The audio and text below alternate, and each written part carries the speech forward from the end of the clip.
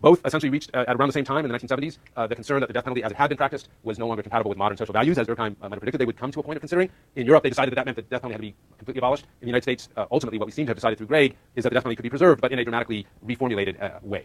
So the engine of this new death penalty is this notion of statutory narrowing. And these are typical of the kind of aggravating factors. You have them in the Gregg case itself, spelled out for you in terms of the Georgia statute. These are generic aggravating factors, but they include many of the ones that Gregg was sentenced under. So, for instance, the murder was committed during a felony like robbery, rape, or arson. One of the things that counted against Gregg, you'll recall, was that he committed the murder in the course of a robbery of the two victims.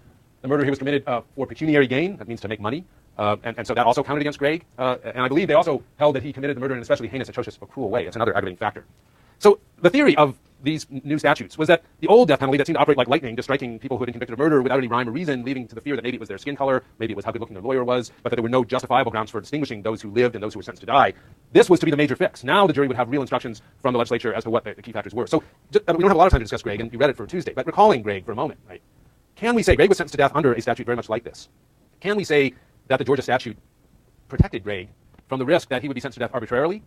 After the statute, he can still complain that he's been sentenced to death arbitrarily? And secondly, does this statute protect Gregg from the possibility of that racial discrimination or racial prejudice of some sort may have entered into the consideration that led to his death penalty?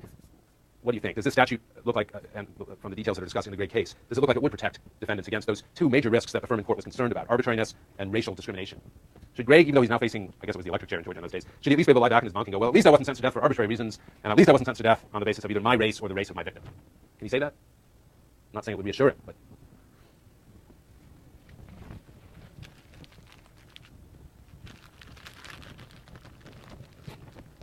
What do you think?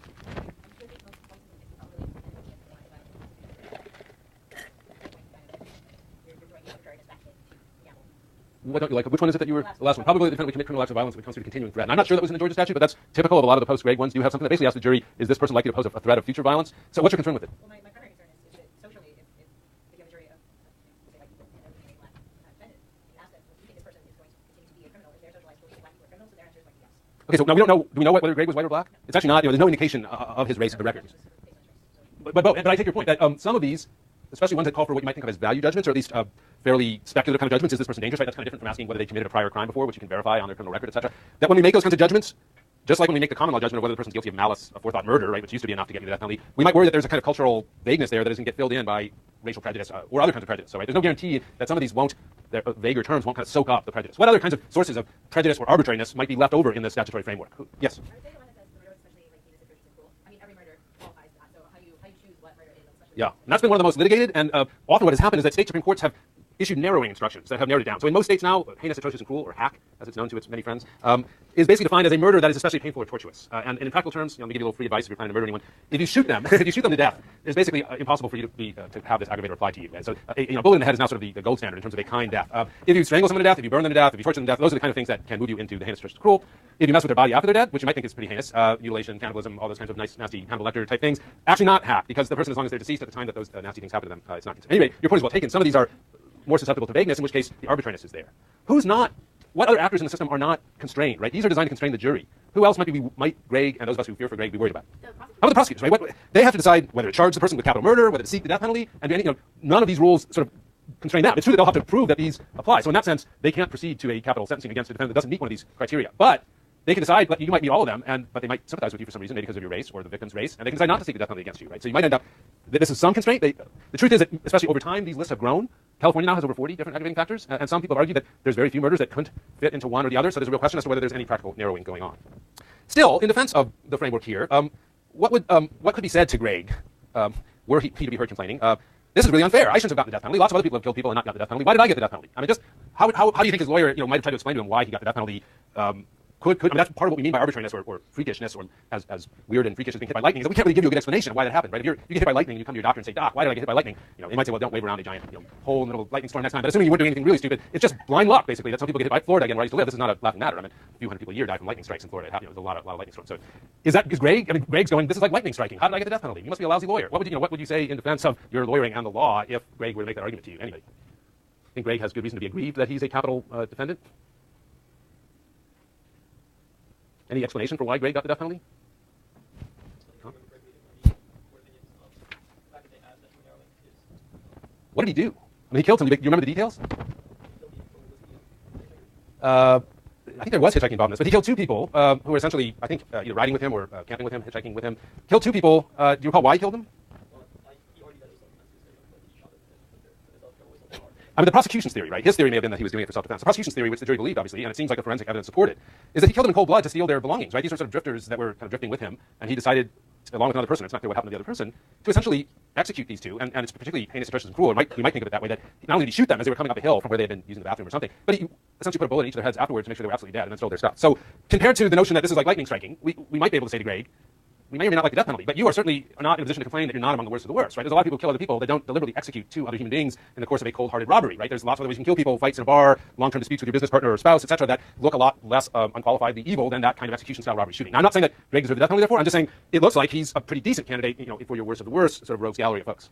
Now, it doesn't help things that I have not found exactly what happened to Greg, but at least during part of his pendency in prison, he actually escaped, which again, that is once he was already sentenced to death. So it's not a great advertisement, personally, I suppose, for alternatives to the death penalty, since the usual argument is, well, we can keep him in prison anyway. He escaped. It's not an ideal. What was he eventually? Thanks for Google. While after escaping. So so he was safer in prison. Even in Texas, he would have been safer in prison.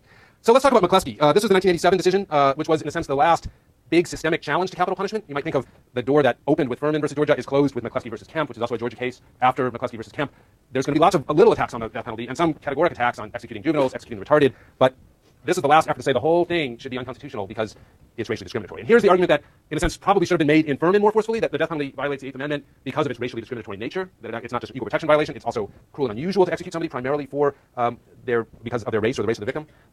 Here the argument is made more squarely, but under the equal protection doctrine, as we'll see, that proves to be a bit of a problem because the court at this point in the 80s was also narrowing the protections associated with equal protection with anti-discrimination under the equal protection clause of the Constitution's 14th Amendment. Again, a very narrowly decided case, 5-4. Justice Lewis Powell in the majority, and important because later, after retiring, he noted to one of his clerks that this was one of two cases that he very much regretted his vote in. So if he had voted the other way, here's another switch point in time where the death penalty would have gone down for the long count. Now, the other interesting thing about McCleskey versus Kemp, for those of you that are legal studies majors especially, is that this is a really interesting example of law and social science coming together. In Furman versus Georgia, there was a lot of concern that the death penalty was racially skewed. And there was statistical evidence that almost all of the people sentenced to death for rape in the 20th century had been African Americans accused of raping white victims. The problem, however, is that there was no strong empirical quantitative evidence that that pattern was actually caused by racial discrimination as opposed to being caused by some of the sociological features that might affect who commits what kinds of murders, etc. What the lawyers from McCleskey did was using the expertise of a number of social scientists and law professors, most famously the late David Baldus of the University of Iowa.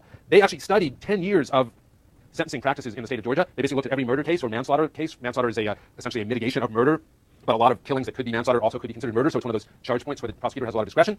Only if it's a murder case is it become eligible for the death penalty, so it's one of those decision points where a prosecutor can skew the results by charging somebody manslaughter as opposed to murder. What McCleskey did was put, I should say what Baldus and his colleagues did, is put all of that data together, along with a lot of other data about factors that might explain why a particular case would get the death penalty or not, and subjected it to what we call a multivariate statistical test, multiple regression analysis, to be specific.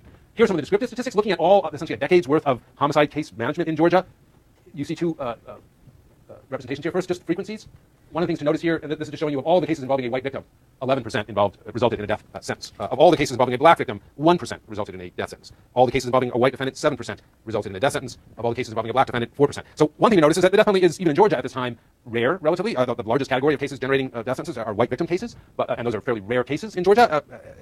So 11% of them, 11% of, we don't know the exact number from this figure, but that means 89% of people who killed a white victim did not get the death penalty. So just in frequencies, it's rare. Now, it's when we look at them together that we begin to think this pattern has a very distinctive racial quality to it. Now, in this table, the second one, we're looking at race of defendant and race of victim together, and what you see, obviously, the box that jumps out at you is the 22% of those cases in which there was a white victim and a black defendant, 22% resulted in a death penalty. And that's close to a quarter of them. So now we're talking about not a rare event or even an unusual event, but a fairly regularly occurring event. Now, does that prove, even assuming that we accept that statistics can prove discrimination, which is an issue that the court joins in a moment, but just looking at these statistics, and especially that one, does that prove that race, either the race of the victim or the race of the defendant or the interaction effect, is causing juries or prosecutors to seek the death penalty against black defendants who have killed white victims? Are there other explanations, innocent, non-discriminatory explanations for why that 22% might be there?